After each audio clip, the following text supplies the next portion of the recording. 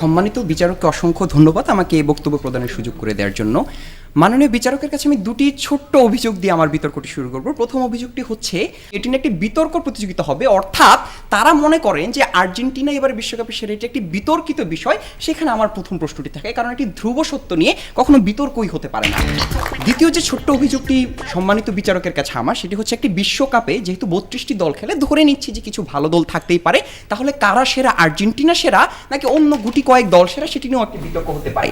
কিন্তু এসে যখন আমরা দেখতে হয় যে ব্রাজিলের সমর্থকরা আমাদের সামনে, তখন আমাদের খুব খারাপ লাগে জিনিসটি। কারণ আমরা ফ্রান্সের সাথে বিতর্ক করতে পারতাম, কারণ তারা গত বিশ্বকাপের চ্যাম্পিয়ন ছিল, যাদের সাথে আমরা মাত্র 4-3 গোলের ব্যবধানে হারি। আমরা জার্মানির সাথে বিতর্ক করতে পারতাম, যাদের সাথে 120 মিনিটের খেলায় আমরা একটি গোল খেয়ে হারি। আমরা চাইলে স্পেনের সাথে বিতর্ক করতে পারতাম, যারা চমৎকার দল, 2010 সালে বিশ্ব চ্যাম্পিয়ন।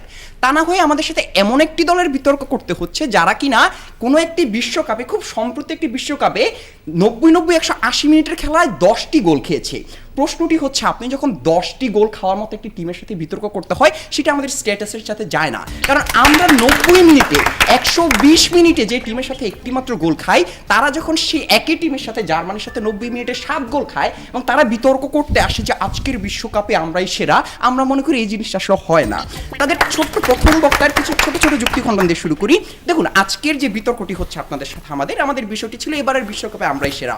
আমরা এসে আপনাদেরকে প্রশ্ন করলাম যে আপনার নাম কি, বললেন আমার বাবার নাম তো এটা, আপনার রেজাল্ট কি, আমার বাপ তো হচ্ছে একদম ফার্স্ট ডিভিশন ফার্স্ট ছিল, এটা তো আমরা জানতেও চাইনি। তর্কের বিষয়টি হচ্ছে এবারের বিশ্বকাপে কে সেরা। আপনারা 5 বার বিশ্বকাপ জিতেছেন, 10 বার বিশ্বকাপ জিতেছেন, কোনো সমস্যা নেই। আপনারা 20 বার জিতেন, 50 বার জিতেন, আপনারা যদি 50টা স্টার লাগাতে চান খুশি লাগান, কোনো সমস্যা নেই। এবারের বিশ্বকাপে কেন আপনারা ভালো, সেই জিনিসটি তো আপনারা বলতেই পারেননি। আমরা দেখাবো যে কেন আর্জেন্টিনা এবারে বিশ্বকাপে সবচেয়ে বেশি পরিমাণে দাবিদার। তাদের প্রথম বক্তা এসে বললেন অনেকের কথা, তিনি বলেন যে বলিভিয়ার সাথে 6 গোল খেয়েছে নাকি আর্জেন্টিনা, সেটা নিয়ে নাকি আমাদের লজ্জা পাওয়া উচিত। প্রশ্নটি হচ্ছে, বলিভিয়ার সাথে আমরা একটি বিশ্বকাপের সেমিফাইনালে গিয়ে গোল খেয়ে নিই, যখন সারা পৃথিবীর মানুষ সবাই আর্জেন্টিনার এই ধরনের অপমান দেখেছে। একটি ছোট গল্প বলি সম্মানিত বিচারককে এ ব্যাপারে, যে একটি ছেলে দৌড়াতে দৌড়াতে যাচ্ছে বাসায়, জিজ্ঞেস করলো যে কিরে দৌড়াচ্ছিস কেন, বাসায় যাচ্ছিস, সমস্যা কি? বললো আর বলবেন না, বাজারে ধরে আমার বাবাকে দেখলাম জুতা পিটা করছে, আমি কোনো মতে মান সম্মানটা নিয়ে চলে এসেছি। প্রশ্নটি হচ্ছে, যখন আপনারা এভাবে একদম খোলা ময়দানে বিশ্বকাপের সেমিফাইনালের মতো একটি খেলায় 7 গোল খাওয়ার পর আপনারা নির্লজ্জার মতো দাবি করেন যে আমরা জার্মানির সাথে বিতর্ক করতে চাই, তখন আমরা মনে করি যে সেই বিতর্কটি করার কোনো যোগ্যতাটি আপনারা রাখেন না। আপনারা এসে বললেন যে জোর করে আর্জেন্টিনা বিভিন্ন সময় বিশ্বকাপ জিতেছে, চুরি করে চামারি করে বিভিন্নভাবে জেতার চেষ্টাটি করেছে।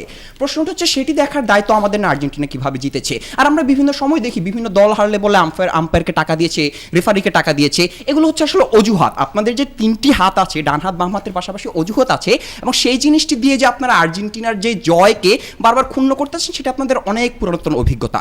কিছুদিন আগেই তো আপনাদেরকে কোপা আমেরিকা আপনাদের ঘরের মাঠে গিয়ে যেভাবে হারিয়ে দিয়ে আসলাম, আপনাদের মার্কানা স্টেডিয়ামের যে 70 বছর আপনারা কোনো ধরনের ফাইনাল হারেননি, সেই রেকর্ডটিকে পর্যন্ত আমরা ভেঙে দিয়ে আসলাম। তারপরেও আর্জেন্টিনার সাথে ব্রাজিল কিভাবে তুলনা দেয়, সেটি হচ্ছে প্রশ্ন থেকে যায়। মাননীয় বিচারক, আমি যখন খুব ছোট ছিলাম, আমার বয়স তখন 2006 সালে, ক্লাস 3-তে আমি পড়ি। তখন যখন আমি ক্লাস 3-তে পড়ি, তখন আমি প্রথমে একটি শব্দ শুনি যে মিশন হেক্সা। আমি তো ছোট ছেলে, বুঝলাম না মিশন হেক্সা জিনিসটা কি। সেই বছর আমার আর মিশন হেক্সা শব্দটার মানে যাওয়া হলো না। তারপরে 4 বছর পর 2010 সালে যখন আমি ক্লাস 7-এ পড়ি, আমি আবারও শুনলাম এবার তো মিশন হেক্সাটা হবেই। আমি আবারও আমার সরল মনে প্রশ্ন জাগলো, মিশন হেক্সাটা কি হতে পারে। সেই প্রশ্নের উত্তর আমি সেই 2010 সালেও পাইনি। 2014 সালে যখন আমি ক্লাস 10-এ নতুন এসএসসি পরীক্ষা দিই, আবারও শুনতে পাই নতুন শোরগোল যে এবার মিশন হেক্সা কিন্তু ঘরে আসছে। আমার আবারও প্রশ্ন, মিশন হেক্সাটা কি? কোনো উত্তর নেই। 2018 সালের বিশ্বকাপের আগে যখন আমি সেই ক্লাস 3-তে পড়া ছোট্ট আমি যখন মিশন হেক্সা শুনেছিলাম, সেই আমি যখন কলেজে গিয়ে সায়েন্স নেওয়ার পর জানতে পারি যে হেক্সা হচ্ছে 6, আমি যখন জৈব রসায়নের শব্দটি পড়ি, তখন বুঝতে পারি আচ্ছা, সেই ছোটবেলা থেকে আমি তাদের 6 নাম্বার বিশ্বকাপের কথাই শুনে আসছি। কিন্তু সেই বিশ্বকাপ দেখতে দেখতে আমি আজকে বিশ্ববিদ্যালয়ের ছাত্র, মাস্টার্সে করে বিতর্ক করছি, কিন্তু সেই মিশন হেক্সা আমার দেখা হয়নি। আজকে 2022 সালে এসেও যখন তারা বারবার করে মিশন হেক্সার কথা বলেন, আমার সম্ভাব্য, আমার সামনে পিএইচডি শেষ হয়ে যাবে, আমার ক্যারিয়ার শেষ হয়ে যাবে, তারপরও হয়তো বা সেই বুড়ো বয়সে একটি অনুরোধ থাকবে, আমি মৃত্যুর আগে আপনাদের মিশন হেক্সার সফলতাটি দেখে যেতে চাই। কারণ যে ছোটবেলা থেকে যে মিশন হেক্সা আমার নিজেরই স্বপ্ন, মাননীয় সম্মানিত বিচারক, আমি নিজেই স্বপ্ন দেখে একদিন আমি মিশন হেক্সা দেখবো, দেখে মৃত্যুবরণ করব, এবং আমার কবরে বড় করে লেখা থাকবে যে কামরুল ইসলাম মারা গিয়েছিল মিশন হেক্সা দেখার পরেই। তার সেই আনন্দস্যুর কারণে আজকে তার মৃত্যুতে আমি আমি চাই এমন একটি পৃথিবীতে এমন একটি পরিস্থিতিতে মারা যেতে যেখানে আমি দেখতে পাবো ব্রাজিল একদিন মিশন হেক্সা জয়লাভ করেছে। যদিও আমি জানি না আমার স্বপ্নটা কতটুকু সফল হবে, আশা করি যদি ব্রাজিল এই বিশ্বকাপে কিছুটা ভালো করার চেষ্টা করে হয়তো একটি সম্ভাবনা দেখা যেতে পারে। বিতর্কের বিষয়ে আসি যে আপনি যদি দলের খেলোয়াড়দের দিকে তাকান, আপনাদের অনেক ভালো ভালো খেলোয়াড় আছে, নেইমারের কথা বললেন আপনারা, আপনাদের আরও অনেক ভালো ভালো এলিসনের কথা বললেন, অনেক ভালো ভালো খেলোয়াড় আছে। কিন্তু আমরা যদি কোপা আমেরিকার দিকে তাকে মাননীয় বিচারক তাহলে দেখতে পাই যে কিছুদিন আগে যে কোপা আমেরিকা হলো সেখানে টুর্নামেন্টের সেরা প্লেয়ার মেসি, আমার ফাইনালের সেরা খেলোয়াড় ডিমারিয়া, আমার ফাইনাল সেরা খেলোয়াড় মেসি, আমার টুর্নামেন্টের হচ্ছে গোল্ডেন গ্লাভস এমি মার্টিনেজের কাছে, যাকে প্রথম বক্তা কিনা উট পাখি বলুন, আমরা নাকি উট পাখি বলি, ভুল ধারণা, আমরা উট পাখি না তাকে বাজ পাখি বলি। উট পাখি আপনারা বলতে পারেন, আমরা আমাদের প্লেয়ারদেরকে কখনো উট পাখি বলি না। বাজ পাখির মতো যখন একটা টাই ব্রেকারে এতগুলো সেভ দেওয়ার পর একটা দলকে ফাইনালে নিয়ে যায় এবং সেই দল যখন চ্যাম্পিয়ন হয়ে ফেরত আসে তখন আমরা মনে করি যে সেই দল অবশ্যই যোগ্যতা রাখে নিজেদেরকে সবার থেকে শ্রেষ্ঠ প্রমাণ করার। একটা প্রশ্ন আছে, আপনারা তো বলছেন যে এবারের কাতার বিশ্বকাপই মেসির শেষ বিশ্বকাপ এবং সে আপনার জন্য বিশ্বকাপ নিয়ে আসবে, তো এবার কি বলবেন যে কবে মেসির এই শেষ বিশ্বকাপ আসলে হবে বা এবার কি আদৌ শেষ বিশ্বকাপ হবে? ধন্যবাদ আপনার প্রশ্নটির জন্য। ব্যাপারটি হচ্ছে আসলে কোপা আমেরিকাতে যখন মেসি আগের বার পরপর 2টা ফাইনাল হারে এবং একটা বিশ্বকাপের ফাইনালও হারে, আপনাদের ব্রাজিল তো আসলে টানা 3 বছর কখনো এই ধরনের ফাইনাল হয়তো বা করতে পারেনি। সুতরাং আপনারা জানেন না 3টা ফাইনাল 3 বছরে হারার কষ্টটা আসলে কতখানি। তো সেই কষ্ট থেকেই হোক বা সতীর্থদেরকে একটু ইন্সপায়ার করার জন্য, একটু মোটিভেট করার জন্য অবসরের কথা বললেই হোক, মেসি সেই একবার হয়তো বা নিয়েছিল, কিন্তু সেই দিন কিন্তু এখন আর আমাদের নেই যে পরপর 3টা বিশ্বকাপ ফাইনাল খেলবো বা কোপা ফাইনাল খেলার পর হারবো।